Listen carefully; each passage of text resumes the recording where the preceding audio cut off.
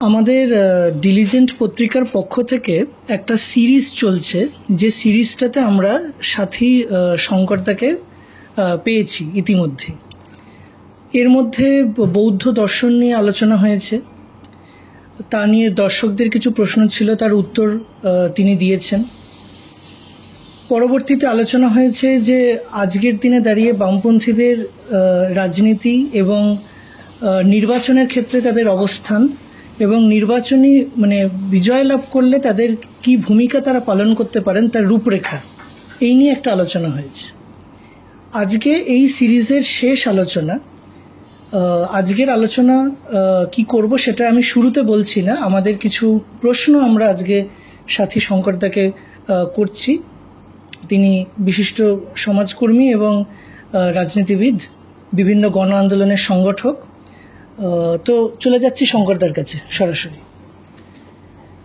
তো শঙ্করদা, একটা প্রশ্ন, সেটা হচ্ছে যে এটা ওই বিগত 2 বছর ধরে আমরা শুনছি আর কি, যে আমরা ইংরেজিতে আমাদের দেশের নাম বলি ইন্ডিয়া এবং বাংলায় আমরা বলি ভারত, অনেক সময় ইন্ডিয়াও বলে থাকি আর কি। আগে এই অঞ্চলটিকে জম্বুদ্বীপ বলা হতো, এরকম শুনেছি। তো এখন একটা প্রসঙ্গ উঠছে যে এই ভারত নামটিকে শুধু ব্যবহার করে এবং বাকি নামগুলি বিভিন্নভাবে ডিসকার্ড করার একটা প্রসঙ্গ আসছে। তো আমার প্রশ্ন সেটা হচ্ছে যে এই ভারত শব্দের উৎপত্তি এবং এই যে ডিসকোর্সটা চলছে সাম্প্রতিককালে, সেটা সম্পর্কে আপনার অভিমত কি? আসলে এই বিষয়টা আমাদের বর্তমানে যে কেন্দ্রীয় সরকার বিজেপি এবং তার পেছনে থাকা আরএসএস নামক সংগঠনটি, তারা এটাকে নিয়ে খুব বেশি কাজ করছে এবং ভারতবর্ষের যে ইতিহাস, প্রাচীন ইতিহাস থেকে শুরু করে আজ পর্যন্ত এই গোটাটা ধরে তারা তাদের যে রাজনীতি, সেই রাজনীতিকে তারা নির্মাণ করে। দেখবেন সেটা হচ্ছে যে তাদের রাজনীতিটা দাঁড়িয়েই আছে হচ্ছে যে তাদের ইতিহাস বোধের ওপর, আর তাদের যে ফ্যাসিবাদী রাজনীতি, তাদের যে সাম্প্রদায়িক রাজনীতি, গোটাটা দাঁড়িয়ে আছে যে তাদের ইতিহাস বোধের ওপর। এখন এইখানে আমরা যারা গণ আন্দোলনের সঙ্গে যুক্ত বা বামপন্থী আন্দোলনের সঙ্গে যুক্ত, আমরা এ ব্যাপারে অনেক পিছিয়ে আছি। আমাদের ইতিহাস চর্চা কম, বিক্ষিপ্ত বিচ্ছিন্নভাবে আমাদের শিবিরের বা কমিউনিস্ট শিবিরের বিভিন্ন বুদ্ধিজীবী, ইতিহাসবিদ, ঐতিহাসিক তারা আলোচনা করেছেন, কিন্তু সেই আলোচনাগুলি কখনোই এটা হয়েছে যে আমাদের যে রাজনীতি, সেই রাজনীতিকে নির্মাণ করেনি, সেই রাজনীতিকে শেপ দেয়নি। আজকে যখন আমরা রাজনীতি করি তখনও আমরা খুব যাকে বলে হচ্ছে প্র্যাগম্যাটিক রাজনীতি করি। ইতিহাস বোধের ওপর রাজনীতিকে নির্মাণ করা, এটা বিজেপি আরএসএস করে থাকে। দেখবেন যে কিছুদিন আগে অমিত শাহ একটা কথা বলেছেন, সেটা হচ্ছে যে যারা ইংরেজিতে কথা বলে, ভারতবর্ষে যারা ইংরেজিতে কথা বলে, তারা খুব শীঘ্রই তাদের লজ্জিত হতে হবে। ইংরেজিতে যারা কথা বলবেন বা ইংরেজি শব্দ ব্যবহার করবেন, তাদের ওপর একটা আক্রমণ আসবে, এটা তিনি ইঙ্গিত করেছেন।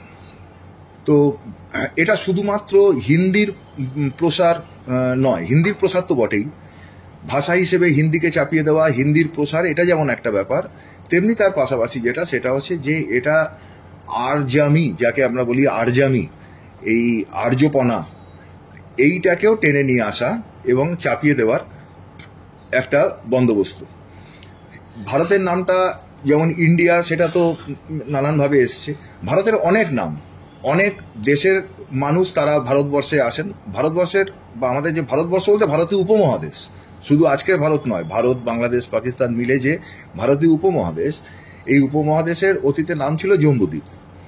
তারপরে বিভিন্ন পর্যটকরা আসেন বাইরে থেকে, তারা নানানভাবে ভারতকে দেখেছেন, ভারতকে ডেকেছেন, সেইখান থেকে নানান নামকরণ এসছে, সেখান থেকে একটা ইন্ডিয়া নামও এসছে। কিন্তু এরা যেটাতে জোর দিচ্ছেন সেটা হচ্ছে যে ভারত নামটার ওপর, যে ভারত বলতে হবে। এই ভারত বলার পেছনে এদের একটা অতীত ইতিহাসও আছে আর কি।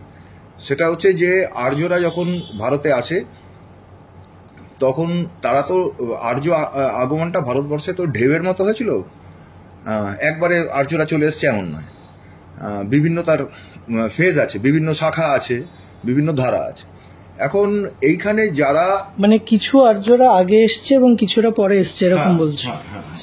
হ্যাঁ, যারা কিছু আগে পরেটা আপনি কিভাবে ঠিক করছেন বা কিভাবে দেখা যাচ্ছে, সেটা হচ্ছে যে মোটামুটি যারা বেদ রচনা করলো এই হিসেবে যদি ধরি, যাদেরকে আমরা বলি হচ্ছে বৈদিক আর্য, এই বৈদিক আর্যরা তাদের আগে আর্যরা এসছে, আবার তাদের পরেও আর্যরা এসছে। মূলত যেটা ভাবা হয় যে তিনটে মেজর যাকে বলে পরিযান হয়, আর্যদের যে অভিগমন বা পরিযান, সেটা তিনটে মেজর হয়। এছাড়াও আরো খুচরো খাজরা হয়েছে। এখন এই যে তিনটে মেজর এর মধ্যে যারা বেদ রচনা করলো তারা হচ্ছে সেকেন্ড। তার আগে একদল আর্য এসছিলেন আর কি। প্রখ্যাত যে ভাষাতত্ত্ববিদ যে দেশপাণ্ডে প্রথম যে এরা আসেন, আর্যরা আসেন, তাদেরকে মগধান আর্য বলে চিহ্নিত করেছিলেন, মগধান আর্য। আর এরপরে যেটা আসেন সেটা হচ্ছে সৌরসেনী। আচ্ছা, এরকম বিভিন্ন নামকরণ আছে। তো আমরা এই যে বৈদিক আর্যদের কথা তো তাদের রচনা থেকে পাই, বেদ থেকে পাই।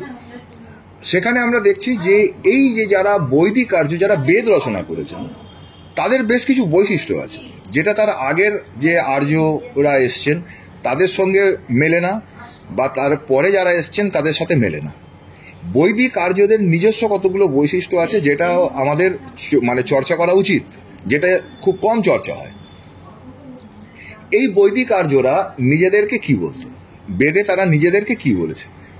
নিজেদেরকে তারা আর্য বলেছে, নিজেদেরকে তারা ব্রাহ্মণ বলেছে, আর নিজেদেরকে তারা, তাদের একটি গোষ্ঠী ছিল যে গোষ্ঠীটি তাদেরকে বলা হতো ত্রিৎসু।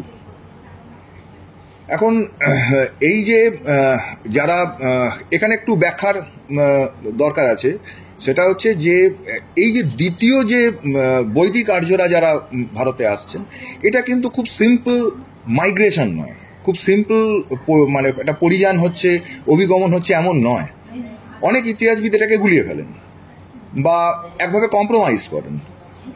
তারা মনে করেন যেটা, সেটা হচ্ছে যে প্রথম যে আর্যরা আসছেন, পরে যে আর্যরা আসছেন, আর মাঝখানে যে আর্য আসছেন, সব মিলিয়ে তারা একটা গোটা আর্য পরিযানের কথা বলেন, সেটা যেন একটা মাইগ্রেশন হচ্ছে, এভাবে তারা বলেন। এমনকি সেটা বামপন্থী যারা আছেন তারাও বলেন।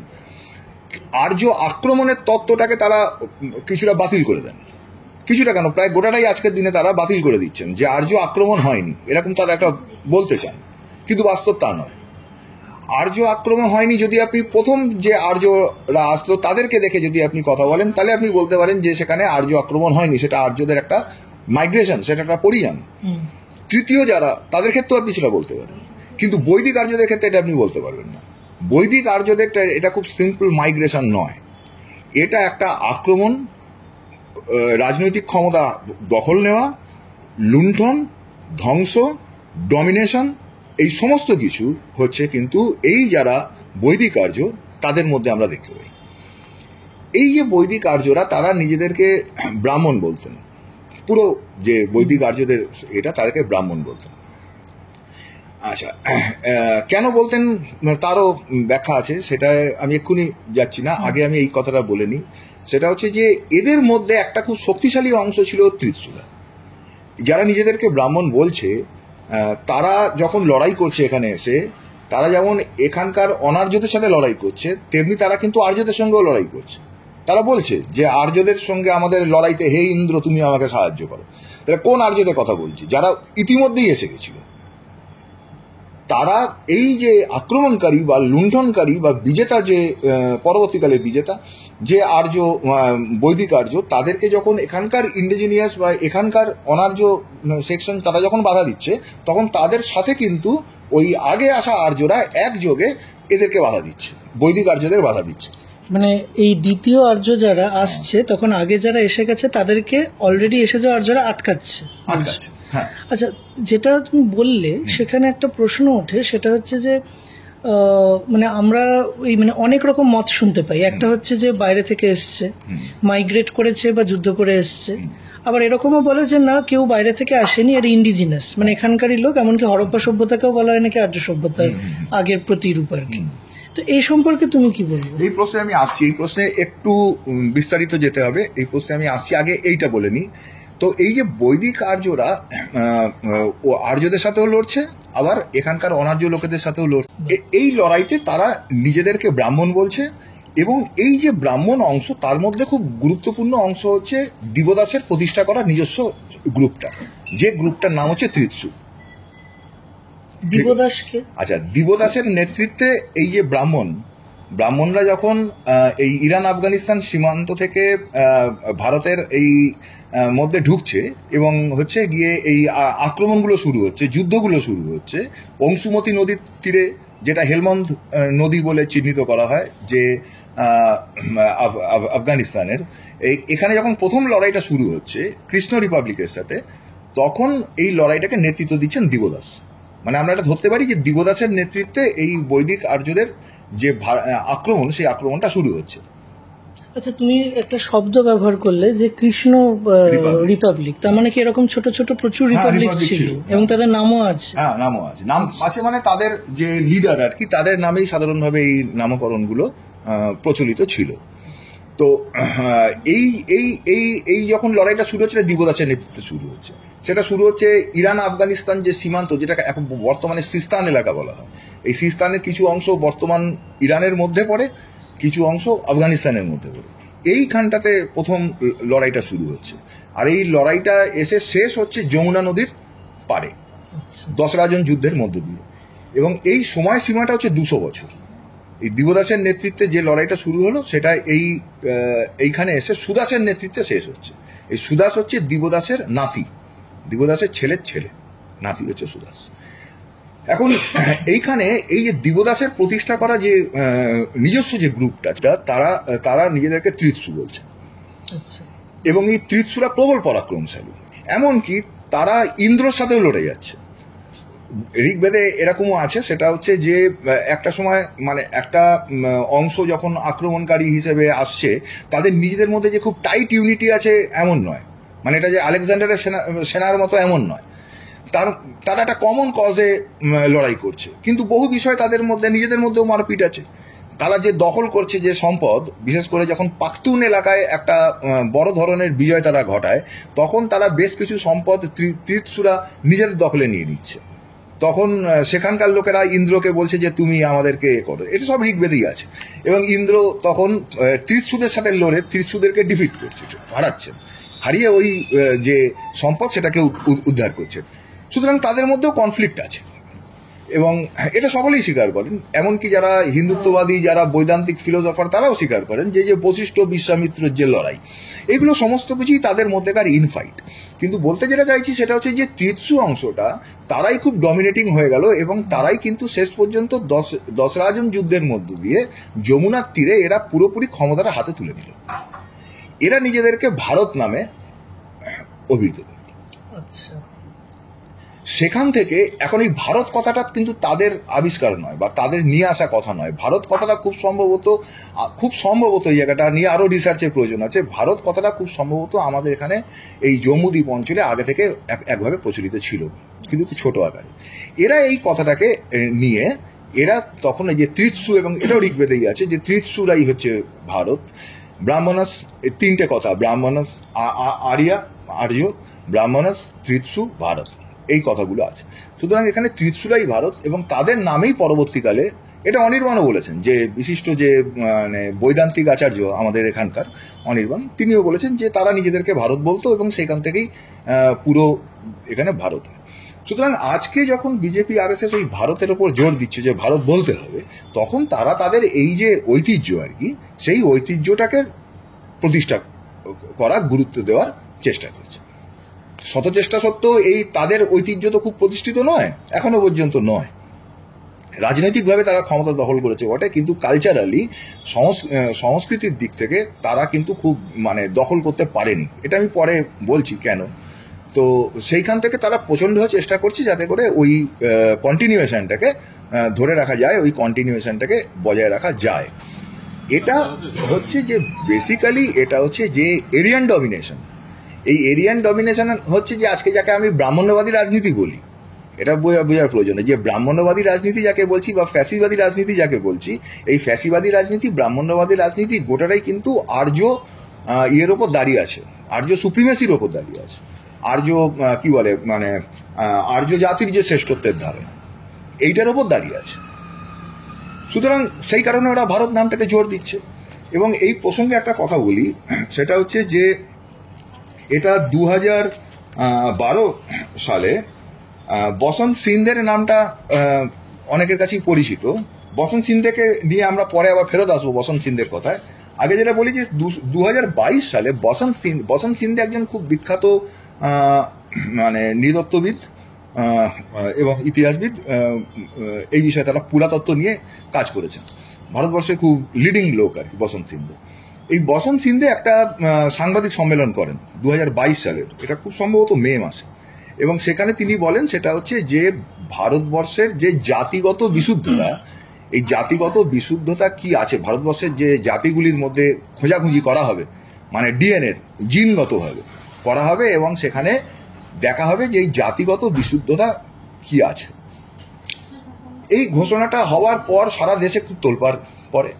রমিলা থাপাররা থেকে শুরু করে প্রায় শতাধিক মানে বিশিষ্ট ঐতিহাসিক তারা হচ্ছেন যে খুব চিঠি লেখেন আর কি, যে তোমাদের এই প্রজেক্টকে বন্ধ করো, কারণ জাতিগত বিশুদ্ধতার কনসেপ্ট বাতিল হয়ে গেছে। জাতিগত বিশুদ্ধতা বলে কিছু হয় না, মানুষ একটা সংমিশ্রণের ফল। এবং রাহুল গান্ধীও এটা নিয়ে টুইট করেন যে একটা দেশের মন্ত্রক মিনিস্ট্রি লাস্ট জবে জাতিগত বিশুদ্ধতা নিয়ে মাথা ঘামিয়েছিল, তার ফলাফল খুব ভালো হয়নি। এটা নাৎসিদের প্রসঙ্গে এটা বলেন। কত মেইন স্ট্রিম যে পলিটিক্যাল পার্টিগুলো আছে ইনক্লুডিং কংগ্রেস, তারাও এটা নিয়ে সোচ্চার হয় এবং ইতিহাসবিদরা তো হয়ই। এর ফলে এইটা ধামাচাপা পড়ে এবং এখানে অনেক টাকা তারা বরাদ্দ করতে চেয়েছিলেন, কিন্তু ধামাচাপা পড়লেও এই প্রজেক্টটা থেকে যে তারা সরে গেছেন এমনটা নয়। তারা বসন্ত সিন্ধে কিছুটা ম্যানেজ করেন যে আমার কথাকে বিকৃত করা হয়েছে ইত্যাদি, কিন্তু প্রজেক্টটা তাদের ভেতরে ভেতরে আছে যে ভারতবর্ষে এই আর্য যে সুপ্রিমেসি বা আর্য শ্রেষ্ঠত্বের ধারণা, সেইটার উপর দাঁড় করিয়ে তারা ভারতবর্ষে ব্রাহ্মণ্যবাদ যাকে আমরা বলি, সেই ব্রাহ্মণ্যবাদী যে ফ্যাসিবাদী রাজনীতি তাকে কালচারালি পোক্ত করা, এইটা তারা করতে চাইছে। সুতরাং সব মিলিয়ে তাদের একটা গ্র্যান্ড পরিকল্পনা আছে, যে পরিকল্পনাটা তাদের যে ঐতিহাসিক যে বোঝাবুঝি, হিস্টোরিক্যাল আন্ডারস্ট্যান্ডিং, সেই আন্ডারস্ট্যান্ডিং এর সাথে যুক্ত। এইখানে একটা বড় ধরনের সমস্যা, যেটা আর্যদের হোমল্যান্ড কি, আর্যরা এখান থেকে বাইরে গেছে নাকি বাইরে থেকে এখানে এসেছে, এই যে ডিবেট এখন এখানে, এটা কোনো ডিবেট নয় সেই অর্থে। কারণ হচ্ছে ডিবেট মানে কি, বিতর্ক মানে কি, বিতর্ক মানে দুদিকেই কিছু বক্তব্য আছে, দুদিকেই কিছু মেটেরিয়াল আছে, দুটো মেটেরিয়াল আছে, সেখান থেকে একটা ফাইট হচ্ছে। এখানে তা নাই, এখানে আর্যরা যে ভারতেরই লোক, তারা ভারত থেকে বাইরে গেছে, এর পক্ষে কোনো মেটেরিয়াল নেই। লোকে তিল থেকে তাল করে, এখানে তিলই নেই, তাল করে বসে রাখা হয়েছে এবং সেখানে বারবার এই ক্লেমটা করা হচ্ছে, সেটা হচ্ছে যে না ভারত থেকেই তারা গেছে, ভারতই হচ্ছে। হ্যাঁ, এটা যেমন সাভারকারের বক্তব্য ছিল, এটা গোলওয়ালকারের বক্তব্য ছিল যে আমরা হিন্দু, তারা হিন্দু বলে বলছেন যে আমরা হিন্দুরা বাইরে থেকে এখানে আসি নাই, এই দেশেই আমরা সন্তান, এই দেশের আমরা স্বাভাবিক সন্তান এবং প্রভু। এইটা তাদের হচ্ছে, এটা গোলওয়ালকারের কথা, hour nation defined, we and our nation defined. তো এইটা তাদের বক্তব্য। সুতরাং আর্যরা বাইরে থেকে এসছেন এই কথাটা প্রতিষ্ঠা হলে তাদের গোটা রাজনীতিটা ভেঙে চুরমার হয়ে যায়। এখন এটা তো প্রতিষ্ঠিত সত্য, কিন্তু তারা জবরদস্তি করছেন। কিরকম জবরদস্তি করছেন সেইটা মানে আমাদের সেটা নিয়ে কিছু কথাবার্তা বলা উচিত।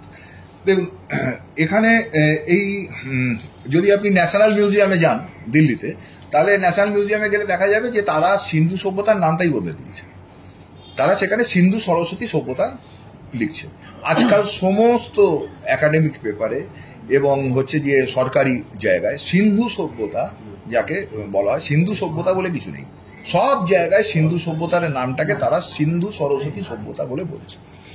এবং আর্কিওলজিক্যাল সার্ভে অফ ইন্ডিয়ার তে চাকরি করেন এরকম বন্ধুদের কাছ থেকে শুনেছি, তাদের উপরও প্রচন্ড চাপ আছে এবং সেখানেও অনেক ফাইল টাইল এদিক ওদিক হয়ে যাচ্ছে, তারা অনেক কিছু করছেন আর কি।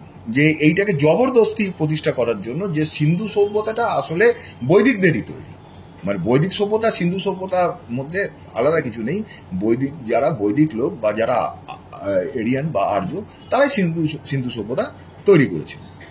এখন এখানে এই নিয়ে তো আগে অনেক ধুন্ধুমার হয়েছে, যেমন বিবি লাল বলে একজন খুব প্রখ্যাত প্রত্নতত্ত্ববিদ আমাদের দেশে আজ ছিলেন আর কি। তিনি আর্কিওলজিক্যাল সার্ভে অফ ইন্ডিয়ার বড় ইয়েও ছিলেন, তাকে লিড করেছেন আর্কিওলজিক্যাল সার্ভে অফ ইন্ডিয়াকে, অনেক প্রজেক্ট লিড করেছেন, অনেক খনন কার্য লিড করেছেন। এই বিবি লাল লোকটি হচ্ছেন যে চরমভাবে ব্রাহ্মণ্যবাদী এবং এই হিন্দুত্ববাদী ব্রাহ্মণ্যবাদী ক্যাম্পের লোক, কিন্তু তিনি কিন্তু আবার মানে একজন একাডেমিক হিসেবে আর এই হিসেবে কিন্তু খুব নামজাদা লোক, বড় মাপের লোক, এই বসন্ত সিংহের মতোই বড় মাপের লোক। এবং এই বিবিলালের লেখাপত্র যদি দেখা যায়, তাহলে এই বিবিলাল সমস্ত জায়গায় এটা প্রতিষ্ঠা করার চেষ্টা করছে যে না, এটা সিন্ধু সভ্যতা থেকে এখন অব্দি আমরা যা যা পেয়েছি সেখান থেকে এটা প্রমাণ হয়, সেটা হচ্ছে যে এটা আর্যদেরই তৈরি। এমনকি ঘোড়া সিন্ধু সভ্যতায় পাওয়া যায়নি, একটা ধারণা আছে, সেটা হচ্ছে যে আর্য সভ্যতা মানেই ঘোড়া, সিন্ধু সভ্যতায় ঘোড়া পাওয়া যায়নি। এটাকেও বিভিন্ন জায়গায় যে পশুর ইয়ে পাওয়া গেছে সেখানেও এরকম ভাবে তিনি যুক্তি দিচ্ছেন, আচ্ছা দেখো দেখো এইটাকে দেখতে ঠিক একটু ঘোড়ার মতো লাগছে না, মানে এতটাই জবরদস্তি করছেন, মানে তার যে সুনাম, তার যা মানে এবিলিটি, তার সাথেও তিনি কম্প্রোমাইজ করে সেগুলোকেও মান মর্যাদা সমস্ত ধুলিস্যাৎ করে এই বিবিলাল ভদ্রলোক কিন্তু খুব ইনস্ট্রুমেন্টাল হয়ে দাঁড়ালেন এই এদের ক্ষেত্রে, এই বিজেপি আর আরএসএস এর ক্ষেত্রে। তো এইগুলো তো আগে একভাবে চলছিল। এখন যেটা হয়েছে সেটা হচ্ছে যে যখন যবে থেকে জিন গবেষণা অত্যন্ত হয়ে গেছে, গুরুত্বপূর্ণ হয়ে গেছে, জিন গবেষণা করে যখন এটা খুব সহজেই বোঝা যাচ্ছে যে কোনটা কোন সময়কার, কোন জিনিসটা কোন সময়কার, তখন অনেকগুলি গবেষণা হচ্ছে এবং সেই গবেষণাগুলোর ওপর যে কি ধরনের চাপ তৈরি করছে সেটা আমরা ওই যে রাখিগড়ির যে উদাহরণটা, সেটা থেকে আমরা বুঝতে পারি। রাখিগড়িতে কি হলো? রাখিগড়িতে 4500 বছর আগে একটি নরকঙ্কাল পাওয়া গেল। তাহলে এবারে তার যে জিন, সেইটাকে দেখার চেষ্টা হলো, সেটা হচ্ছে যে সেইটাতে কোন ধরনের জিন আছে, তাতে করে এরিয়ান জিনটা আছে কিনা, বিশেষ করে এটাই দেখা হচ্ছিল, সেটা হচ্ছে যে এরিয়ান জিনটা আছে কিনা। এরিয়ান বা স্টেপ অঞ্চলের যে জিন আর কি, সেটা একটা নির্দিষ্টভাবে তাকে চিহ্নিত করা আছে যে এরিয়ান জিন পাওয়া যায় কিনা, সেটা এরিয়ান জেনেটিক বৈশিষ্ট্য আছে। এবারে সেইটা দেখা গেল যেটা, সেটা হচ্ছে যে এটা একটা বড় গবেষণা হয়, মানে এটা যদিও মানে ফোকাসে ছিল এই কোশ্চেনটা, কিন্তু এছাড়াও আরো অনেক কোশ্চেন নিয়ে একটা বড় গবেষণা হয়। অনেকগুলো মানে প্রায় 141 জন বিজ্ঞানী বা ভাষাতত্ত্ববিদ, যারা লিঙ্গুইস্টিক নিয়ে কাজ করেন বা ফিলোলজি নিয়ে কাজ করেন, এরকম পুরাতত্ত্ববিদ, নৃতত্ত্ববিদ, এরকম একটা বড় টিম কাজ করে বিভিন্ন দেশের, এবং তারা সবাই নামজাদা ব্যক্তিত্ব, বড় আকারের বড় ব্যক্তিত্ব। এই টিমটাকে লিড করেছিলেন হচ্ছে বসন্ত সিংহে। এই বসন্ত সিংহে যার কথা বলছিলাম, বসন্ত সিংহে এই টিমটা লিড করার পর দেখুন এরা যে রিপোর্টটা বার করে, সেই রিপোর্টটার নাম ছিল যে an ancient Harappan genome lacks ancestry from steppe pastoralist or Iranian farmers. Steppe যে পশুপালক গোষ্ঠী অথবা ইরানিয়ান ফার্মার যারা ভারতবর্ষে 10 থেকে 12,000 বছর আগে তাদের একটা পরিযান হয়েছিল, এদের কোনো জিনগত বৈশিষ্ট্য এই যে রাখিগড়ির যে আর কি তার মধ্যে নেই, যে নরকঙ্কাল তার মধ্যে নেই, এইটা হচ্ছে তার নাম। এবারে এই রিপোর্ট বেরোনোর পর এটা সেল পত্রিকাতে 2019 সালে এই রিপোর্টটা বেরোয়। হ্যাঁ, এই রিপোর্টটা বেরোনোর পর বসন্ত সিংহে একটা সাংবাদিক সম্মেলন করে। নীরজ রায়, ইনিও একজন ওই টিমের মধ্যে থাকা ভারতীয়, এবং বসন্ত সিংহে, তারা একটা সাংবাদিক সম্মেলন করেন। সাংবাদিক সম্মেলন করে তারা বলেন যে এই পরীক্ষার ফলে প্রমাণিত হয়েছে যে ভারতবর্ষে কোনো আর্য আগমন ঘটেনি, আর্যরা এখানকারই। ঠিক আছে, এবারে ইমিডিয়েটলি মিডিয়া সেটাকে ধরে নেয়। রিপোর্টে কি আছে সে তো আলাদা ব্যাপার, রিপোর্ট সম্পূর্ণ আলাদা কথা বলছে, সম্পূর্ণ বিপরীত কথা বলছে। যে রিপোর্টে বলছে 4500 বছর আগে যারা এখানকার বাসিন্দা ছিলেন, যারা হরপ্পান দেখছেন, অ্যানসিয়েন্ট হরপ্পান জিনোম, মানে যারা হরপ্পা সভ্যতার সাথে যুক্ত, তাদের মধ্যে আর্য জিনগত বৈশিষ্ট্য নেই, তার মানে তারা তার আগেকার লোক। যারা এটা করেছেন এরা দাবি করলো যেটা সেটা হচ্ছে যে আর্যরা ভারতের বাইরে থেকে আসেনি, তারা এখান থেকেই এসছে। সম্পূর্ণ উল্টো কথা, 180 ডিগ্রি উল্টো কথা তারা সেখানে বললেন। মিডিয়া সেটা ধরে নিল, বিজেপি RSS প্রচার করতে শুরু করলো যে এইটাকে পাঠ্যসূচির অন্তর্ভুক্ত করা হোক, পাঠ্যপুস্তকে নেওয়া হোক সব জায়গায়। হ্যাঁ, মানে প্রাইমারি না, মানে উচ্চ, হ্যাঁ প্রাইমারি স্তর থেকেই এটাকে পড়ানো হোক, যে স্কুল স্তরে স্কুল স্তর থেকে এটা পড়ানো হোক, যে সেটা হচ্ছে যে মানে আর্যরা বাইরে থেকে আসেনি, আর্যরা এখানকার ইন্ডিজিনিয়াস। এরপর এটা নিয়ে কন্টেস্ট হয়, বিভিন্ন বিজ্ঞানীরা এটা নিয়ে কন্টেস্ট করেন যে 4500 বছর আগে যে সভ্যতা, সেই সভ্যতাটা সম্পূর্ণভাবে অন্য জনগোষ্ঠীর তৈরি, এটা আর্যদের তৈরি নয়। এটাই আপনারা রিপোর্টে বলছেন, এটাই আপনাদের গবেষণালব্ধ ফলাফল, আর সেটাকেই আপনারা উল্টো সাংবাদিক সম্মেলন করছেন। এই নিয়ে বসন্ত সিন্ধে বড় চ্যালেঞ্জের সম্মুখীন হন। তারপরে ওটা মানে কিছুটা চক্ষু লজ্জাহীনভাবে বসন্ত সিন্ধে আর তার ভুল স্বীকার করেননি, আর কাগজপত্রে ওটাই চলে। আর দেখবেন যে হিন্দুত্ববাদী বা ব্রাহ্মণ্যবাদীদের একটা বড় বৈশিষ্ট্য হচ্ছে যে তারা তো ভুল লেখা, তারা একদম বন্যার মতো, ইন্টারনেটে যদি আপনি যান, ইন্টারনেটে দেখবেন বন্যার মতো তারা একদম মানে যাকে বলে একদম ফ্ল্যাট করে দিচ্ছে। আমরা কিছু করি না, আমরা বামপন্থীরা ইতিহাস নিয়ে আদৌ ভাবিত নই। আমরা ভাবি যে বোধহয় এই মানে ডে টু ডে পলিটিক্স করলেই বোধহয় আমাদের হবে, কিন্তু ওরা তা নয়। আপনি দেখবেন সেটা হচ্ছে যে পুরোটাই ইন্টারনেটে গেলেই দেখা যাবে ছড়াছড়ি, এসবের ছড়াছড়ি। এটা মজার ব্যাপার হচ্ছে এটা কিন্তু আজ থেকে শুরু হয়নি, এটা শুরু হয়েছে অনেক আগে থেকে। ইতিহাসের এই যে বিকৃতি, এইটা কিন্তু এমন নয়, যদি আমরা এটা ভাবি সেটা হচ্ছে যে এটা বিজেপির সময় শুরু হয়েছে, এমনটা নয়। বিজেপি RSS এর বৈশিষ্ট্য হচ্ছে যে তারা খুব হিংস্রভাবে এবং খুবই বেপরোয়াভাবে অ্যাডামেন্টলি তারা এটা করছে। কিন্তু ভারতবর্ষের রাজনীতিতে চিরকালই যারা শাসক হিসেবে ছিল স্বাধীনতার পর থেকেই, সেটা কংগ্রেস একটা লম্বা সময় ছিল, তাদের মধ্যেও কিন্তু এই ব্রাহ্মণ্যবাদী চিন্তার যে ডমিনেশন বা আধিপত্য সেটা আমরা দেখতে পাই। ইতিহাসকে নিয়ে এই যে খুব টেন্স জায়গায় চলে যাচ্ছে, যে ইতিহাসের একটা সত্য আপনি আবিষ্কার করেছেন কিন্তু বলতে পারছেন না, কণ্ঠরোধ করে দেওয়া হচ্ছে। এইটা কিন্তু শুরু হয়েছে আগে থেকে। এটা প্রথম এই নিয়ে যেটা ঘটে সেটা হচ্ছে যে এটা 2007-8 সাল নাগাদ এই একটা ঘটনা ঘটে। সেখানে একটা হয়, একটা রিসার্চ হচ্ছে যে দক্ষিণ এশিয়া, বিশেষ করে ভারতের জনগোষ্ঠীগুলির জিনগত ইতিহাস। জিন গবেষণাটা তো মোটামুটিভাবে কারেন্সি গেইন করতে থাকলো 2001 থেকে 2000 থেকে। জিনগত গবেষণাটা মানে এই ক্ষেত্রে ইতিহাসের এই জায়গায় খুব বড় হয়ে দাঁড়ালো 2000 থেকে। তারপর থেকে একের পর এক শুরু হয়েছে। তো 2007-8-এ এই গবেষণাটা হয়। এই গবেষণাটা যারা করেছিলেন তারা মূলত 4 জন এই গবেষণাটাই ছিলেন। তার মধ্যে 2 জন হচ্ছে হার্ভার্ড বিশ্ববিদ্যালয়, তিনি ছিলেন ডেভিড রাইক এবং নিক প্যাটারসন। আর ভারতে ছিলেন Hyderabad centre for cellular and molecular biology. এখান থেকে 2 জন ছিলেন, একজন হচ্ছে লালজি সিং, একজন হচ্ছে কুমারস্বামী থংরাজ। এদের বিষয়টা এটা ছিল বললাম।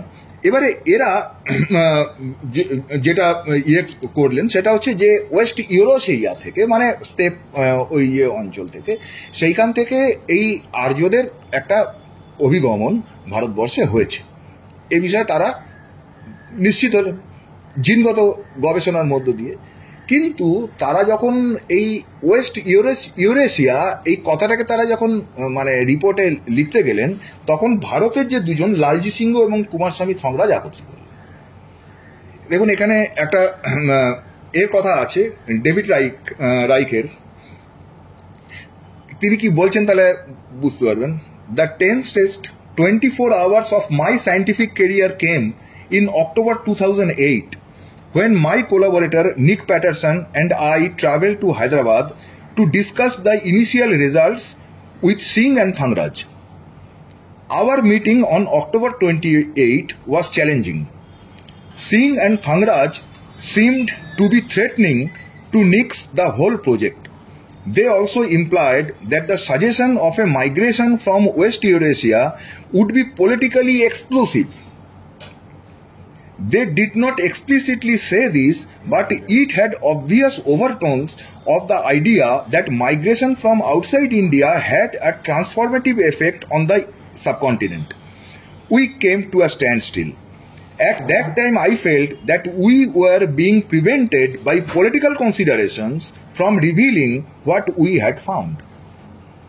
তখনই তারা এটা বলতে পারছেন না, মানে তাদের উপর এত চাপ, বিশেষ করে ভারতের যারা মানে পার্টনার, তাদের উপর এত চাপ যে এই এসব করো না, বাইরে থেকে আর্যরা এসছেন, এটা যদি প্রমাণিত হয় তাহলে এটা একটা বিরাট এক্সপ্লোসিভ মানে কি বলে রাজনৈতিকভাবে এর যে প্রভাব এটা এত সুদূর প্রসারী হবে যে কংগ্রেস সামলাতে পারবে না।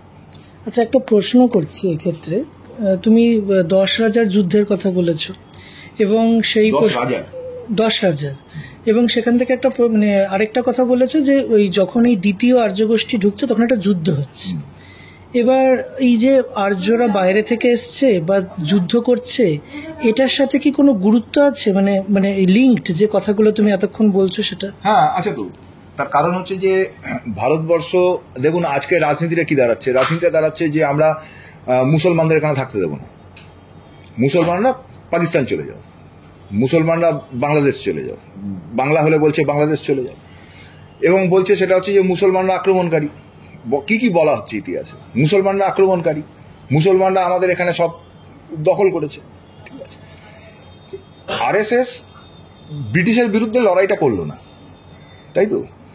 মুসলমানদের তারা চিহ্নিত করছে আক্রমণকারী হিসেবে, দখলদার হিসেবে, ব্রিটিশদের নয়। তাদের গোটা রাজনীতিটা এরকম তো। কেন? কারণ হচ্ছে যে ব্রিটিশদের জিন ইউরোপিয়ান জিনের মতো এরিয়ান জিন আছে, এরাও মনে করছে এরা হচ্ছে এরিয়ান জিন, এরিয়ান সুপ্রিমেসি।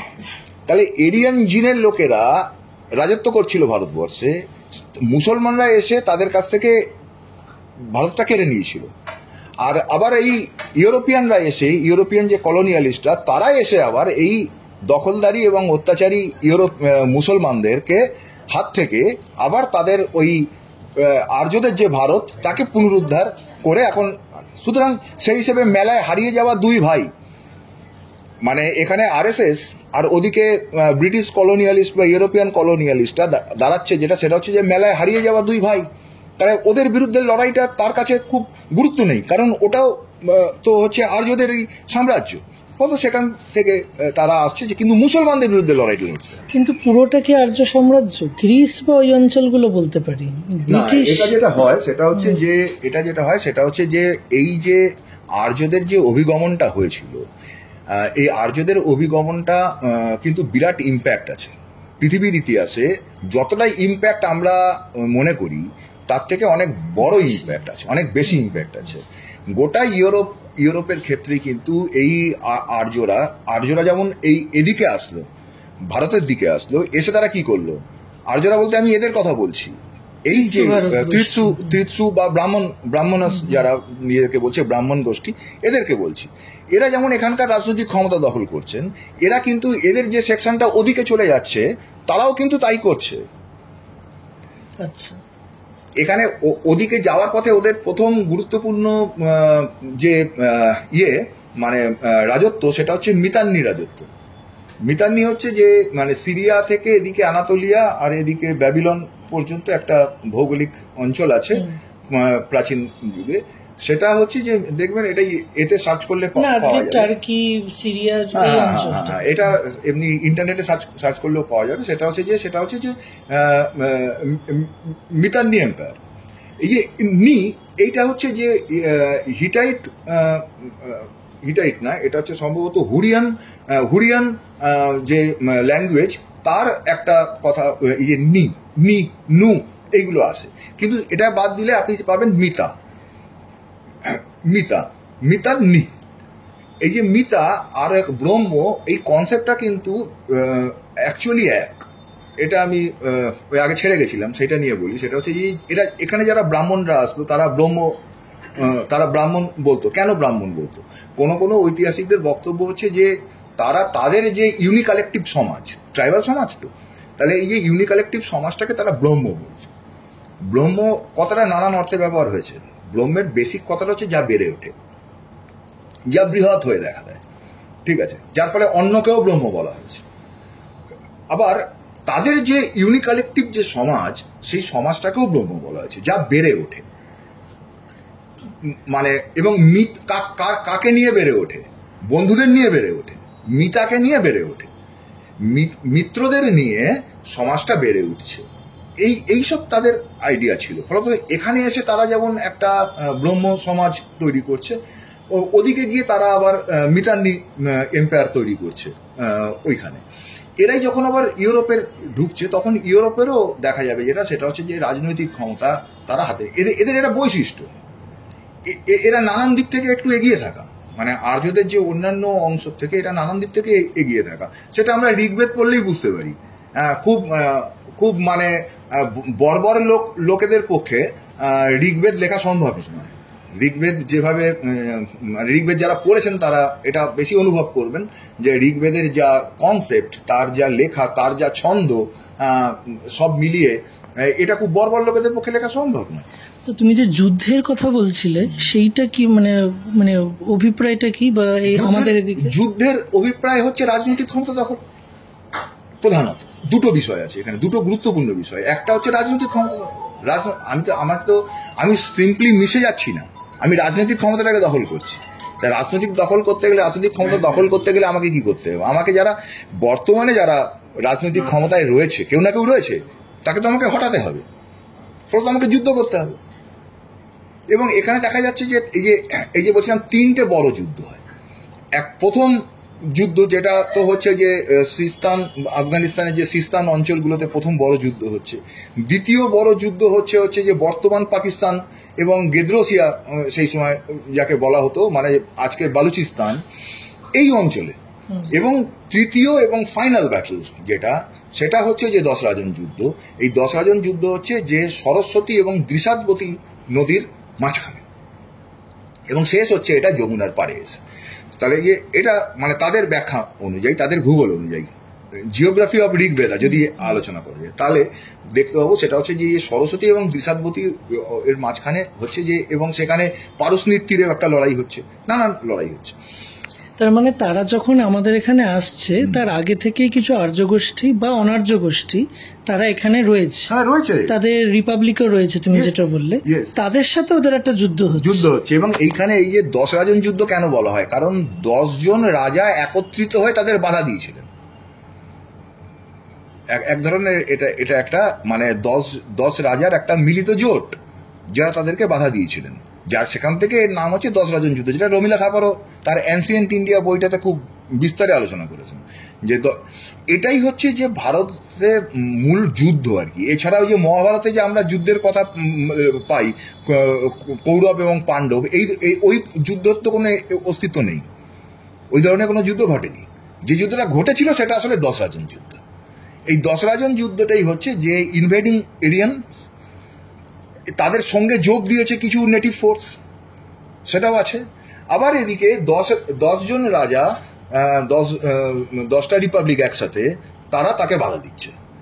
আবার এদের সাথেও যোগ দিয়েছে কিছু এরিয়ান ফোর্স, এইরকম মিলে। আচ্ছা, উল্টো দিকেও মানে এরিয়ানের বিরুদ্ধেও কিছু এরিয়ান ফোর্সও রয়েছে, রয়েছে, যার জন্যই তো ওরা বলছে যে আর্যদের থেকে আমাকে রক্ষা করো, রয়েছে। কিন্তু সংখ্যাগত বিচারে দেখা যাবে যে ইনভেডিং এরিয়ানরা, যারা মনে করো তীর্থু গোষ্ঠী বা ব্রাহ্মণ গোষ্ঠী, তারা কিন্তু বেশি মিত্র অর্জন করেছিল। কূটনীতির লড়াইতেও তারা অনেকটা এগিয়ে ছিল।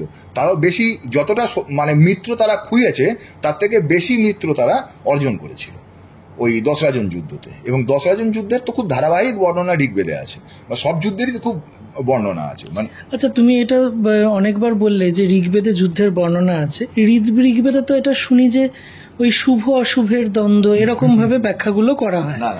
এবার তুমি তো একটা নির্দিষ্ট ঘটনার কথা বলছো, মানে একটা ঐতিহাসিক ঘটনার কথা বলছো, যেটা ঋগ্বেদ বলছে। এটা কিভাবে মানে? না, আসলে কি, আমাদের দেশে যে এই যে ইতিহাসগুলো লেখা হয়েছে, এগুলো তো ইতিহাস, এগুলো সিম্পল ধর্মগ্রন্থ না, এগুলো ইতিহাস। এবং এই ইতিহাসগুলো লেখার একটা বিশেষ বিভিন্ন স্টাইল আছে আর কি, রূপকথার মধ্য দিয়ে। হ্যাঁ, ওইভাবে নয় যে চলো আমরা শুরু করলাম এখন ভারতের দিকে যাওয়া বা জম্মু দ্বীপের দিকে যাওয়া, এই আমরা অংশুমতি নদীর তীরে এসে পৌঁছলাম, এইভাবে তো লেখা নেই। আমরা যদি ভূগোলটা দেখতে আসি, যে আর্যদের আর্যরা কি জানতো, আর্যরা কি প্রথম দিকের যে ঋকগুলো, প্রথম দিকের যে সূক্তগুলো, এবার কোনটা প্রথম দিকের সূক্ত কোনটা পরের দিকের সূক্ত সেটা মোটামুটি এটা বোঝা গেছে। কিভাবে বোঝা গেছে? সেটা ফিলোলজিক্যাল স্টাডি দিয়ে বোঝা গেছে, মানে ভাষা এ দিয়ে বোঝা গেছে। আদি ভাষা, সংস্কৃতের মধ্যে প্রাচীনত্বের ছাপ আছে, নবীনত্বের ছাপ আছে। গোটা ঋগ্বেদকে যদি দেখা যায় যে 700-800 বছর ধরে এই ঋগ্বেদ লেখা হয়েছে, রচনা হয়েছে, প্রথমে মুখে মুখে, তারপরে সেটা হাতে লিখে, এর এডিটিং হয়েছে, তার সংকলিত হয়েছে, একটা বিরাট কাজ চলেছে 700-800 বছর ধরে। তাহলে এই টেক্সটটা যারা নিয়ে গবেষণা করেছেন তারা দেখেছেন যেটা, সেটা হচ্ছে যে এর মধ্যে নানান ভাষাগত বৈচিত্র্য আছে। ভাষাটা সব জায়গায় এক নয়, অনেক ভাষা প্রাচীন। যেমন কোনো কোনো জায়গায় অগ্নিকে বলা হচ্ছে অহুরা, ও অগ্নি ও অহুরা। অহুরা মানে কি? মানে অসুর। অসুর কাকে বলছেন? দেবতাকে বলছেন। তা দেবতাকে অসুর বলতে হচ্ছে ইরানে। আর্যরা যখন ইরানে ছিল তখন তারা দেবতাকে অসুর আর অসুরকে দেবতা বলত। তারা যখন এখানে এলো সেটা বদলালো। তাহলে ওই সূক্তগুলো অতি প্রাচীন, সেটা খুব সম্ভবত ভারতে লেখাই হয়নি। এরকমভাবে ঋগ্বেদের প্রাচীন অংশ, প্রক্ষিপ্ত অংশ, এটা সকলেই, এটা এমনকি বৈদিকরাও স্বীকার করেন যে হ্যাঁ প্রক্ষিপ্ত অংশ আছে। তাহলে প্রক্ষিপ্ত অংশ, প্রাচীন অংশ, মাঝামাঝি অংশ মোটামুটি একটা বোঝা গেছে। এবারে যদি তার ভূগোলটা দেখা যায় যে ওর প্রাচীন অংশগুলির ভূগোলটা কি, মধ্য অংশগুলির ভূগোলটা কি, আর প্রক্ষিপ্ত অংশগুলির ভূগোলটা কি, তাহলে তো বোঝা যাবে যে ও কিভাবে আসছে, ওর গমন পথ তো বোঝা যাবে। সেই সময় দাঁড়িয়ে তারা মনে করো জানে না, সমুদ্র জানে না, তার মানে বুঝতে হবে তারা তো তখনও এতে আসেইনি। পুরাণে এসে সমুদ্র, রামায়ণের কাহিনীতে এসে সমুদ্র পার করে যাচ্ছেন, তখন তো অনেক পরে সেটা। সুতরাং বোঝা যাচ্ছে তো তারা ওদিক থেকে এদিকে আসছেন, পশ্চিম থেকে পূবের দিকে বা দক্ষিণের দিকে তারা যাচ্ছেন। তাহলে এটা জিওগ্রাফি দিয়ে, মানে ঋগ্বেদের যে জিওগ্রাফি, ঋগ্বেদের যে ভূগোল, সেটা দিয়ে আমরা বুঝতে পারি যে তারা কোন জায়গা থেকে কোন জায়গায় আসছে। তার কোনো উল্লেখ নেই। তুমি বলছো যে মহাভারত তাহলে কি, মানে আগে লেখা শুরু হয়েছে, রামায়ণ পরে লেখা শুরু হয়েছে, এরকম হতে পারে?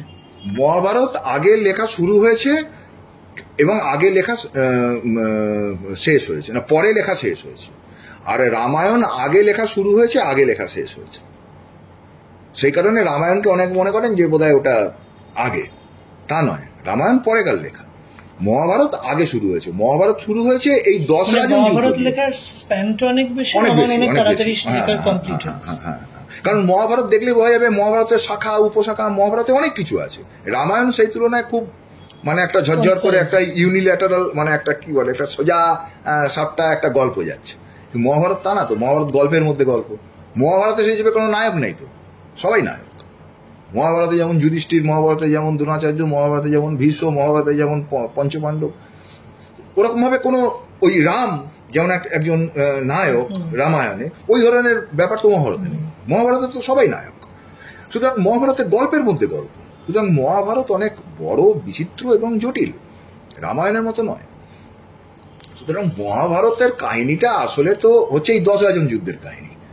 যে যুদ্ধটা জেতার পর এই বৈদিক আর্যরা হচ্ছে যে এই যুদ্ধগুলো নিয়ে লিখছেন, ওই মহাভারত লেখা হয়। সেই কাহিনীটার প্রথম ছিল হচ্ছে জয়। এই যে জয়লাভটি করলাম, এর নাম দিল দেবভূমি, এই অঞ্চলটার নাম দিল হচ্ছে দেবভূমি। এবং এই যে মানে মহাভারতের যে যুদ্ধ, তার আদি কাহিনীটা জয়। জয় জয় এবং সেটা হচ্ছে যে এই যে আর্যদের যে মিলিটারি ভিক্টরি, এই মিলিটারি ভিক্টরিটাই আর্যদের, সেটা হচ্ছে জয়। বেদ সম্পর্কে যেটা বলা হয় শুভ অশুভের দ্বন্দ্ব, সেটা তো হচ্ছে যে ঢেকে রাখার একটা ছল। বেদের যা ঋগ্বেদ তো প্রধান, ঋগ্বেদের যা সূক্ত, ঋগ্বেদে 1028টা সূক্ত আছে আর 10,500-র ওপর ঋক আছে, তার মধ্যে 10,028টা সূক্ত। এর মধ্যে 50% যুদ্ধ নিয়ে কথা, বিদ্বেষ নিয়ে কথা, পরধর্ম বিদ্বেষ নিয়ে কথা, যুদ্ধের প্রস্তুতি নিয়ে কথা, যুদ্ধ পরবর্তীকালে যুদ্ধের জন্য, যুদ্ধটা জেতার জন্য দেবতাকে অর্ঘ্য দেওয়া এবং দেবতার প্রশংসা, এই নিয়ে কথা 50%-এর ওপর। সুতরাং ওটা তো এটা নয়, এটা তো একটা যুদ্ধের কাহিনী। ঋগ্বেদ হচ্ছে বিশেষত ভারতবর্ষের একটা যুদ্ধের ইতিহাস, তার মধ্যে অন্য ইতিহাসও আছে, সামাজিক, অর্থনৈতিক, নানান ইতিহাস। তার মানে কি শুভ অশুভের দ্বন্দ্ব এইসব বলেই কি শুধু ঢেকে রাখা হয়েছে মূল কাহিনীটা? মূল বেদ ব্যাখ্যার বিভিন্ন ঘরানা আছে, আর্য সমাজিক ঘরানা আছে, মধুসূদন ঝারা একভাবে বেদ ব্যাখ্যা করেন, এখানে অনির্বাণ একভাবে বেদ ব্যাখ্যা করেন, কমিউনিস্টরা একভাবে বেদ ব্যাখ্যা করে, যারা পাশ্চাত্যের যারা ইউরোপিয়ান যারা ইন্ডোলজিস্ট তারা একভাবে বেদ ব্যাখ্যা করেন। বেদ ব্যাখ্যার নানান ধরন আছে এবং শুধু ভারতবর্ষেই দেখা যাবে যে মূলত প্রথমে শুরু হয়েছিল বেদ ব্যাখ্যার দুটি আলাদা, একটা হচ্ছে জ্ঞানতাত্ত্বিক ব্যাখ্যা আর একটা হচ্ছে কর্মতাত্ত্বিক ব্যাখ্যা। জ্ঞান এবং কর্ম বেদের দুই শাখা, এই দুইয়ের মধ্যে সংঘাত আছে, দুইয়ের মধ্যে লড়াই আছে। একটিকে কেন্দ্র করে পূর্ব মীমাংসা দর্শনের উৎপত্তি, সেটা হচ্ছে কর্ম, আর জ্ঞানকে কেন্দ্র করে উত্তর মীমাংসা দর্শনের উৎপত্তি। সুতরাং গোটা বেদকেই কর্মপর ব্যাখ্যা করা যায়, গোটা বেদকেই জ্ঞানপর ব্যাখ্যা করা যায়, জ্ঞান দিয়ে ব্যাখ্যা করা যায়, কর্ম দিয়ে ব্যাখ্যা করা যায়। সায়নের ব্যাখ্যাটাকে খুব ওয়াইড স্প্রেড, সায়নাচার্যের ব্যাখ্যা। সায়নাচার্য খুব রিসেন্ট সময়ের লোক, পুরনো সময়ের লোক না, 14 শতকের লোক। তো সায়নের যে ব্যাখ্যা, সেই সায়নের ব্যাখ্যা থেকেই ট্রান্সলেট করে উইলসন ইংরেজিতে 4 খণ্ডের বেদ ট্রান্সলেট করেন সায়নের ব্যাখ্যার উপর দাঁড়িয়ে। কিন্তু দেখা যাবে যে ওই ব্যাখ্যায় অনেক কিছু ঢেকে দেওয়া হলো, অনেক কিছু ঢেকে দেওয়া হয়েছে। যেমন আমি উদাহরণস্বরূপ একটা কথা বলি, হ্যাঁ এটা খুব ইন্টারেস্টিং।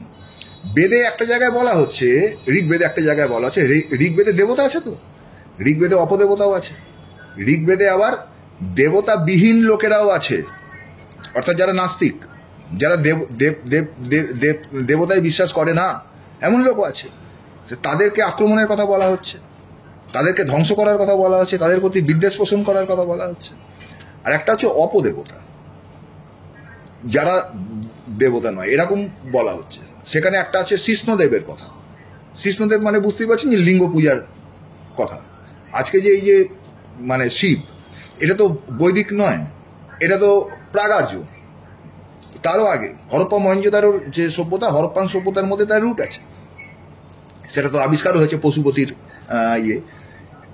সেখানে দেখবেন ঋগ্বেদে আছে, সেটা হচ্ছে যে কৃষ্ণদেবকে আক্রমণ করার কথা বলা হয়েছে, মানে যারা কৃষ্ণ পুজো করছে বা লিঙ্গ পুজো করছে তাদেরকে ধ্বংস করার কথা বলা হয়েছে। এবং ওখানে আর একটা কথা আছে, কৃষ্ণদেবের পাশাপাশি মূরদেবকে তারা যেন পরের দিন সূর্য দেখতে না পায়, দেবতার উদ্দেশ্যে বলা হচ্ছে, ইন্দ্রের উদ্দেশ্যে বলা হচ্ছে। কারা এরা? মূরদেব। মূর মানে হচ্ছে মূর্ত। আর্যদের যে দেবতা কনসেপ্ট সেটা হচ্ছে বিমূর্ত। ইন্দ্রকে কেমন দেখতে নোবডি নোজ, কিন্তু ইন্দ্র একজন আছে। তারা খুব যে দেবতা এমনও নয়, তারা মানুষেরই মধ্যে এগিয়ে থাকা অংশ। তারা যুদ্ধ করছে, তারা সোমরস পান করছে, তারা ইন্দ্র তো ওভার সেক্সুয়ালিটি, তার তো মানে যৌন ব্যভিচার তার চরম, সবই তার মানুষের মতো। সুতরাং ঠিক সেরকমভাবে দেবতা নয়, তারা দেবতাদের মধ্যে যারা অ্যাডভান্স অংশ, এই মানুষের মধ্যে যারা অ্যাডভান্স অংশ।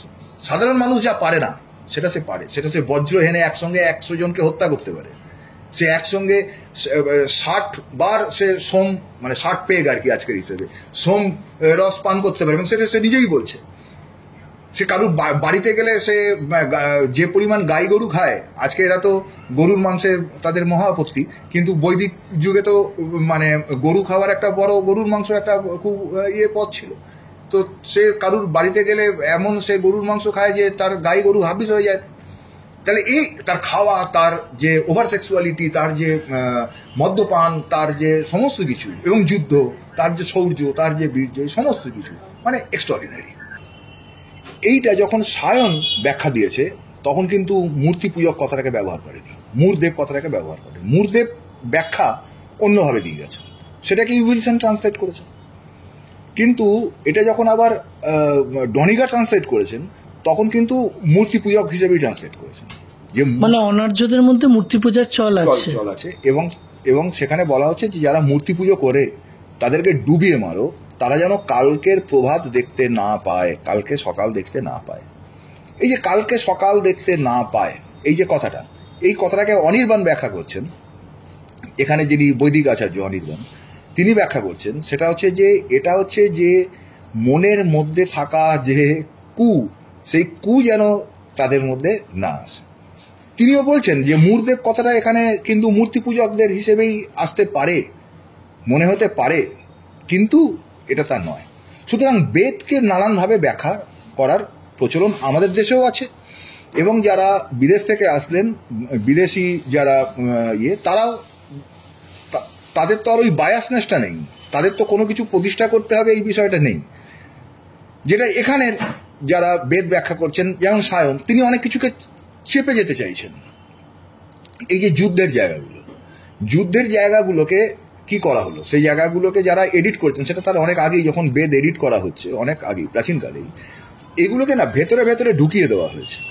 মানে কিছুটা এরকম, কিছুটা রিক, মানে একই মণ্ডলের মধ্যে কিছুটা রিক দেওয়া হয়েছে, সেটা হচ্ছে যে যেখানে বিশুদ্ধ পুজো পাঠের কথা বলা হচ্ছে বা বিশুদ্ধ কিছু সামাজিক কথাও বলা হচ্ছে, তারপরেই দুটো ছত্রে সেখানে যুদ্ধের কথা আছে। সেই কন্টিনিউয়েশনটা আবার পরে গিয়ে ধরা যাবে, ওই যুদ্ধের কথা, ওই ব্যক্তিগুলির কথা। যেমন পারুসনির তীরে দশরাজন যুদ্ধের অংশ, পারুসনির তীরে শহীদ হচ্ছেন কবি, তো চয়নের পুত্র, চয়ন পুত্র কবি শহীদ হচ্ছে, মানে ওদের দিক থেকে শহীদ হচ্ছেন, শহীদ ওইখানে শেষ হয়ে গেল। তারপরে আবার বেশ কিছুটা পরে গিয়ে আছে, সেটা হচ্ছে যে তারপরে অভয়াতিন, মানে কবির ভাই আর কি, তিনি সেনাপতি হিসেবে কবির মৃত্যুর পর ওই তীর্থ বাহিনীর সেনাপতি হিসেবে তিনি আসছেন। তাহলে এভাবে আছে, এই যে গোটা ঋগ্বেদের মধ্যেই এগুলোকে ছড়িয়ে ছিটিয়ে রাখা হয়েছে। মানে মূল গল্পের ধারাবাহিকতাটাকে বলছো নষ্ট করে দেওয়া হয়েছে, মানে আগে পরে করা হয়েছে, মানে এডিট করা হয়েছে এমন ভাবেই।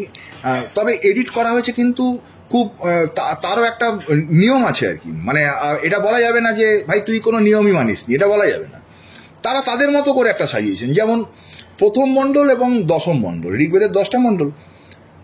আচ্ছা, এই আর একটা এখানে বলে রাখি, এই বেদগুলোরও আবার বিভিন্ন শাখা আছে। যেমন ঋগ সংহিতার সকল শাখাটাই এখন পাওয়া যায়, মানে সকল একজন এডিটর, এই সকল শাখাটাই পাওয়া যায়। এরকম আরো শাখা আছে, ও বিভিন্ন লোক বিভিন্ন ভাবে এডিট করছে, তাদেরকে আলাদা আলাদা রকম ভাবে, তারা ঋগ্বেদই কিন্তু আলাদা আলাদা এডিটেড বেদের। হ্যাঁ, এইগুলো শাখা, সকল শাখা এখন পাওয়া যায়, কিন্তু ঋগ্বেদের সামবেদের 3টে শাখা পাওয়া যায়, রানায়ণী শাখা, কৌথুম শাখা আর জৈমিনীয় শাখা। এই জৈমিনী কিন্তু একজন খুব গুরুত্বপূর্ণ ব্যক্তি, যার সাথে যিনি পূর্ব মীমাংসা দর্শনের প্রবক্তা, এবং তার সাথে ব্যাসের আইডিওলজিক্যাল কনফ্লিক্ট হচ্ছে, এবং ব্যাসের তিনি শিষ্যও বটে। ব্যাস যে 5 জন শিষ্যকে নিয়ে মহাভারতের যুদ্ধ প্রত্যক্ষ করেছিলেন, তার মধ্যে এই জৈমিনী আছে। তাহলে এই জৈমিনীয় শাখা সামবেদে পাওয়া যায়, কিন্তু ঋগ্বেদে পাওয়া যায় না। ঋগ্বেদে শুধু সকল শাখাই পাওয়া যায়। তো এই সকল শাখার মধ্যে 10টা মণ্ডলে ভাগ, প্রথম মণ্ডল থেকে দশম মণ্ডল পর্যন্ত 10টা মণ্ডলে ভাগ। এই 10টা মণ্ডলের মধ্যে প্রথম মণ্ডল এবং দশম মণ্ডল প্রক্ষিপ্ত, মানে আপনি ঋগ্বেদ শুরুই করবেন হচ্ছে যে একটা প্রক্ষিপ্ত অংশ দিয়ে, আর শেষও করবেন প্রক্ষিপ্ত অংশ দিয়ে।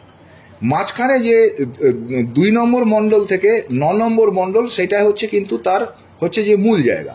তার মধ্যেও আবার 2 নম্বর মণ্ডল থেকে 7 নম্বর মণ্ডল হচ্ছে যে এক একটা ঋষির ফ্যামিলি বুক, কোনো একজন ঋষির তার পরিবারের সে লিখেছে, তারপরে তার পুত্র লিখেছে, তার পরিবারের লোকরা লিখেছে, দীর্ঘ সময় ধরে এগুলো কম্পোজ হয়েছে। যেমন প্রথম, মানে দ্বিতীয় মণ্ডল, দ্বিতীয় মণ্ডলটা হচ্ছে গ্রীষ্মমদ তার রচনা, ঋষি এবং তার পরিবারের লোকেদের রচনা, তারপরে তার পুত্র, তারপরে গ্রীষ্মমদ। এরকম একটা মণ্ডল অত্রিন পরিবারের আছে, আর একটি মণ্ডল বশিষ্ঠ, আর একটা মণ্ডল বিশ্বামিত্র, একটা হচ্ছে ভরদ্বাজ, ভৃগু, এরকম ভাবে আছে। আবার এদেরই রচনা সোম নিয়ে, এটা নবম মণ্ডল হচ্ছে সোম মণ্ডল বলে, কারণ সোম যজ্ঞের জন্য যে মন্ত্রগুলো লাগে সেইগুলো নিয়ে আবার নবম মণ্ডল। ফলত তার কাছে কিন্তু একটা ব্যাখ্যা আছে যে আমি এইভাবে সাজালাম, কিন্তু এই ব্যাখ্যার মধ্যেই, এই সাজানোর মধ্যেই এমনভাবে সাজানো হয়েছে যাতে ঋগ্বেদ যে একটা যুদ্ধের কাহিনী, সেটা যে একটা তৎকালীন ইতিহাস, এই যে ইনভেডিং এরিয়ান্স বনাম ভারতের বা জম্মু দ্বীপের যারা বাধা দিচ্ছেন, তাদের মধ্যেকার একটা হচ্ছে খুব ঘমসান লড়াই, এইটা চট করে দেখলে বোঝা যাবে না। এটা মানে এখন তাহলে প্রশ্ন উঠবে যে মানে তাহলে এই যে মূল যুদ্ধের কাহিনী, সেইটা আমরা জানবো কিভাবে? এইটা নিয়ে যারা গবেষণা করেছেন, গবেষণা করে দেখেছেন এই যে জয়ের টেক্সটটা তো পাওয়া যায় না, মহাভারত পাওয়া যায়। প্রথমে জয় হলো, তারপরে ভারত হলো, তারপরে মহাভারত। মানে গল্পটা 3 বার মানে এডিটেড বা মানে যাই হোক, যাই হয়েছে, পাল্টেছে। জয়ের শ্লোক সংখ্যা ছিল 24-25 হাজার। তারপরে যখন ভারত হলো তার 44 হাজার। তারপরে যখন মহাভারত হলো তার 1 লক্ষ শ্লোক সংখ্যা, তাই তো? তাহলে ক্রমবর্ধিত ভাবে হয়েছে। এটা মহাভারতেও উল্লেখ আছে যে মানে এরা আলাদা আলাদা লোকেই বা মানে হ্যাঁ, মানে বিভিন্ন ব্যক্তি মিলে এডিটিং বিভিন্ন করছে। সময় আচ্ছা। তার মধ্যে অনেক কিছু ঢোকানো হয়েছে, হুম। কিন্তু তার যে মূল টেক্সটটা সেটা তো ঋগ্বেদের মধ্যেই আছে। জয়ের যে মূল টেক্সট সেটা ঋগ্বেদের মধ্যেই ছড়ানো আছে। সেটাই হচ্ছে জয়। জয় মানে military victory of the Aryans. এই ইউনিফিকেশনের যে গল্পটা সেটা কোথাও আছে? হ্যাঁ আছে। এটা যেমন একজন স্কলার আছেন রামচন্দ্র জৈন। রামচন্দ্র জৈনের এই যে বইটা আছে জয়, এই বইটা আগম পাবলিকেশন থেকে প্রকাশিত দিল্লিতে। একটু উঁচু করে দেখো, ছবি দেখা যাচ্ছে তো এই এখানে উনি জয়ের টেক্সটটাকে আলাদা করে দিয়েছেন। জয়ের যে ঋগ্বেদের মধ্যে যে জয়ের যে টেক্সটটা সেটাকে আলাদা করে রেখা, তার সেখানে প্রত্যেকটা যুদ্ধের প্রিপারেশন, প্রত্যেকটা যুদ্ধের বর্ণনা এবং তার ফলাফল, সেইগুলো নিয়ে যে সূক্তগুলো, সেই সূক্তগুলোকে আলাদা করে জয়ের টেক্সটটাকে তিনি ইয়ে করেছেন। এই আর.সি. জৈন ছিলেন হচ্ছে ভারতীয় বিদ্যাভবন থেকে একটা বড় টিম কাজ করেন। ভারতীয় বিদ্যাভবন হচ্ছে যে কে.এম. মুন্সির প্রতিষ্ঠিত একটি সংস্থা, যেখানে রমেশচন্দ্র মজুমদার হেড করেছিলেন। রমেশচন্দ্র মজুমদার এটার চিফ ছিলেন। তারা 18 খণ্ডে ভারতবর্ষের কালচারাল হিস্ট্রি এটা বার করেছিল।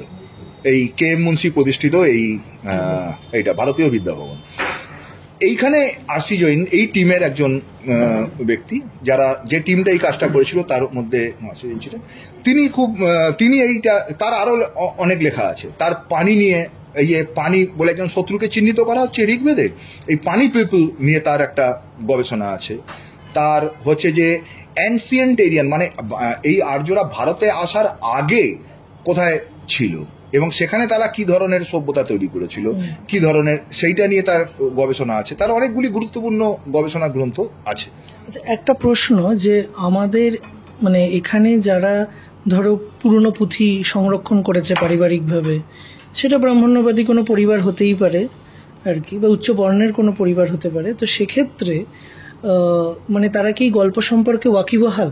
মানে তারা কি তাদের এই যুদ্ধের ঐতিহ্য জানে? মানে এবং এই গল্পটা বেরোলো কিভাবে? মানে এটা কি যুদ্ধের কথাটা তো সবসময় বলা হয়।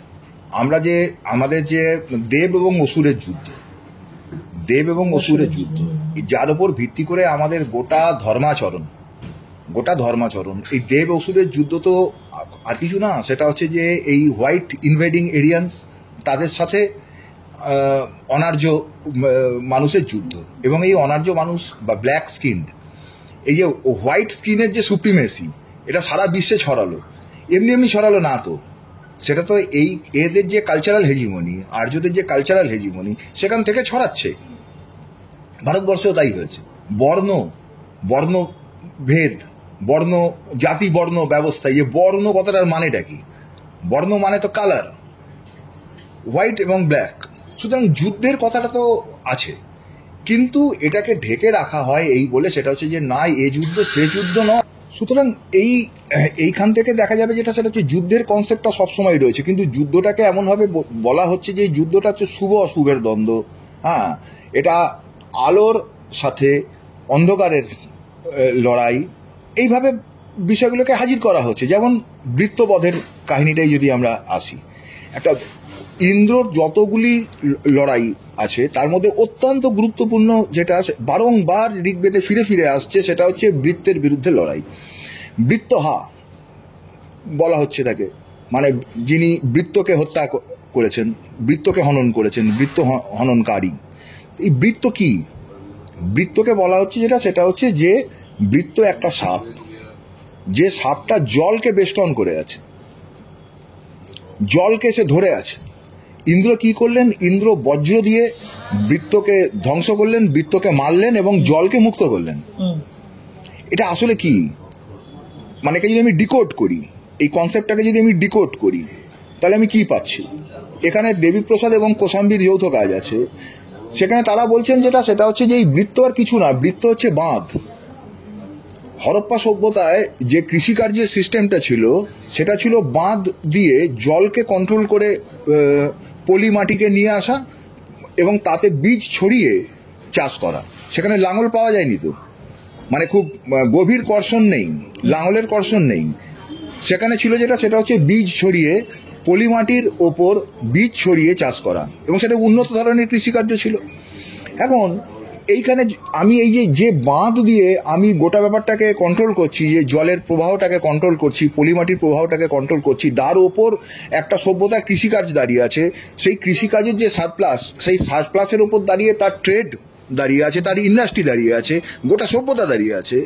সেইটাকে যদি আমি ভেঙে দিতে পারি, তাহলে একদিকে মিলিটারি লড়াই চলছে, আর অন্যদিকে তার যে ইকোনমি, সেখানেও একটা বড় ধরনের আক্রমণ করা গেল। সুতরাং বৃত্তকে হত্যা করে জল মুক্ত করার মানে হচ্ছে এই বাঁধকে ভেঙে দিয়ে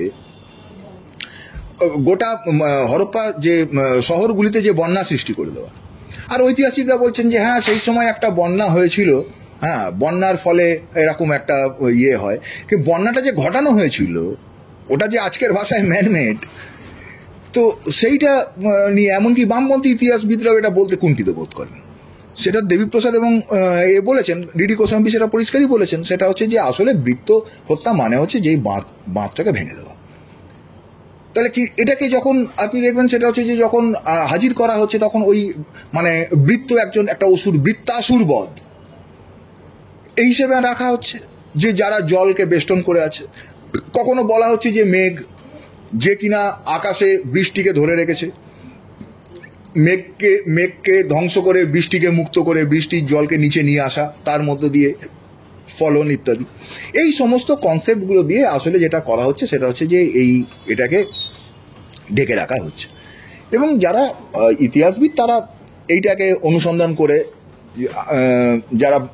যাদের মধ্যে যাকে সত্যকে ধরার চেষ্টা যারা করেছেন, তারা এইভাবে করেছেন। যারা বায়াসড নন বায়াসড যারা ইতিহাসবিদ, তারা এইভাবে এটাকে ডিকোড করেছেন। সুতরাং এই ডিকোড করার কাজটা খুব ইম্পর্টেন্ট, ভারতীয় শাস্ত্রকে ডিকোড করার কাজটা খুব ইম্পর্টেন্ট। আচ্ছা, শেষ প্রশ্ন হচ্ছে যে আজকের শ্রেণী রাজনীতির ক্ষেত্রে এই আলোচনার একটা কি সরাসরি কোনো সম্পর্ক আছে? অবশ্যই সম্পর্ক আছে। তার কারণ হচ্ছে যে ভারতবর্ষে যে বর্ণ ব্যবস্থা, আজকে যাকে আমরা বলছি যে ভারতবর্ষের যে শ্রেণী উৎপত্তি, সেটা তো এই বর্ণ বিভাগ থেকেই শ্রেণীর উৎপত্তি। সুতরাং তার তো একটা কন্টিনিউশন আছে, যে আজকে শ্রেণী সংগ্রামকে বুঝতে গেলে আমাকে জাতিবর্ণ ব্যবস্থাকে বুঝতে হচ্ছে, জাতিবর্ণ ব্যবস্থাকে বুঝতে গেলে আমাকে বর্ণ বিষয়টাকে বুঝতে হচ্ছে, এবং এই যে হোয়াইট সুপ্রিমেসি থেকে যে জিনিসটা আসছে সেইটাকে বুঝতে হচ্ছে, এবং আর্যদের প্রতিষ্ঠিত যে বর্ণ ব্যবস্থাটাই গোটা ভারতবর্ষে ব্যাপ্ত হয়ে যাচ্ছে সেইটাকে বুঝতে হচ্ছে। এবং গোটা ভারতবর্ষে আজকে যে শ্রেণীগুলির লড়াই, সেই শ্রেণীগুলির লড়াইয়ের ভেতর লুকিয়ে থাকছে হচ্ছে যে তার ভারতীয় বৈশিষ্ট্য, সেটা ইউরোপীয় বৈশিষ্ট্য নিয়ে ভারতবর্ষের শ্রেণীগুলি তো গড়ে ওঠেনি, ভারতীয় বৈশিষ্ট্য নিয়ে গড়ে উঠেছে। এবং এই ভারতীয় বৈশিষ্ট্যগুলির মধ্যে তার যে বর্ণর যে ধারাবাহিকতা, তার যে আজকে ব্রাহ্মণ্যবাদের বিরুদ্ধে যে লড়াই, ফ্যাসিবাদের বিরুদ্ধে লড়াই, সেটা তো শ্রেণী সংগ্রামের একটা বিশিষ্ট অভিব্যক্তি। এই বিশিষ্ট অভিব্যক্তিটাকে তো বুঝতে হবে। সেটা বুঝতে গেলে আমি যদি বর্ণজাতি প্রথাকে না বুঝি, আমি যদি তার উৎপত্তিকে না বুঝি, আমি যদি ভারতবর্ষে আর্য আগমনটাকে না বুঝি, ভারতবর্ষের সভ্যতার ইতিহাসকে যদি আমি না বুঝি, তাহলে আমি আজকের দিনে ভারতবর্ষের সাম্প্রতিক রাজনীতিকেও বুঝতে পারবো না। বুঝবো তাকে মেকানিক্যালি বুঝবো, খুব আরোপিতভাবে বুঝবো, ওপর বুঝবো, তার খোলসে বুঝবো, তার অন্তর বস্তু, তার শ্বাসটাকে আমরা বুঝতে পারবো না।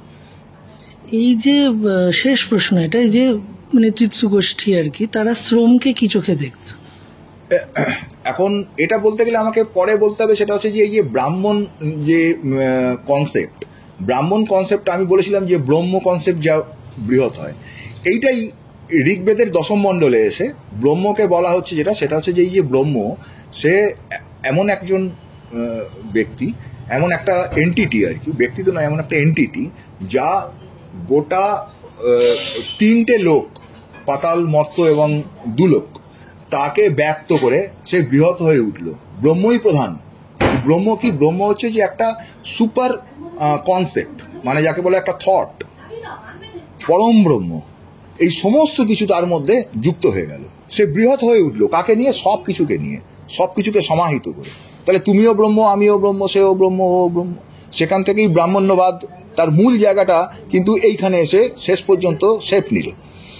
আর উল্টো দিকে যে শ্রমণ গোষ্ঠী দাঁড়াচ্ছে, মানে যারা তার বিরোধিতা করেছে ভারতবর্ষে, সামরিক যে গোষ্ঠী, তারা শ্রমকে কেন্দ্র করে গড়ে উঠেছে। তার মধ্যে যেমন আজীবকরা আছে, তার মধ্যে বৌদ্ধরা আছে। এটা আমি আগেই বৌদ্ধদের যে আলোচনা সেখানে বলেছিলাম যে এই যে শ্রমণ বা সামনিক যে গোষ্ঠী, তারাই শ্রমকে কেন্দ্র করে আধারিত, আর এরা ব্রহ্মকে কেন্দ্র করে আধারিত। ফলত এই দুটো কিন্তু পরস্পরের সাথে 180 ডিগ্রি বিপরীত। শ্রমকে কেন্দ্র করে আধারিত যারা, তারা তো সেখানে হচ্ছে যে বস্তুকে বিচার করেছে, শ্রমকে বিচার করেছে। এরা সেখানে ব্রহ্মকে বিচার করেছে, চিন্তাকে বিচার করেছে। সুতরাং ভারতবর্ষে যে ভাববাদের উৎপত্তি সেটা কিন্তু ব্রহ্মবাদ থেকে, কারণ চিন্তাই বা পরব্রহ্ম বা পরম চিন্তা সেটাই একটা, সেখান থেকেই সবকিছু, চিন্তা থেকেই সবকিছুর উৎপত্তি, এটা তারা বলেছেন। উল্টো দিকে এরা বলেছে যে না, শ্রম থেকে সবকিছুর উৎপত্তি। এই যে সামরিক গোষ্ঠী, তারা বলেছে শ্রম থেকেই সবকিছুর উৎপত্তি। এটা শুধু সামরিক গোষ্ঠীর লোকেরাই বলেছে তা না, প্রাক আর্য, বিশেষ করে সাংখ্য মত বা তন্ত্র, যারা হচ্ছে যে এগ্রিকালচারিস্ট ছিল আর কি, বেসিক্যালি বৈদিকরা তো এগ্রিকালচারিস্ট ছিল না, তারা তো পশুপালক গোষ্ঠী ছিল, তারা কৃষিজীবী ছিল না।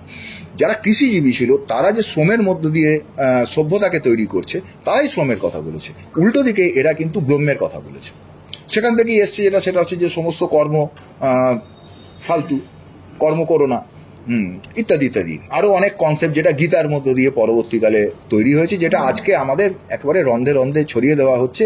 যে শ্রমিক বিদ্বেষ, দলিত বিদ্বেষ, শ্রমজীবী মানুষের প্রতি বিদ্বেষ এবং হোয়াইট স্কিনের প্রতি মানে কি বলে শ্রদ্ধা, এবং হচ্ছে যে পুরোহিত, আচার্য, ব্রাহ্মণ, গুরু, এদের প্রতি শ্রদ্ধা এবং এদের কথাই মান্যতা পাবে, এরাই হচ্ছে সমাজে হচ্ছে লিডার।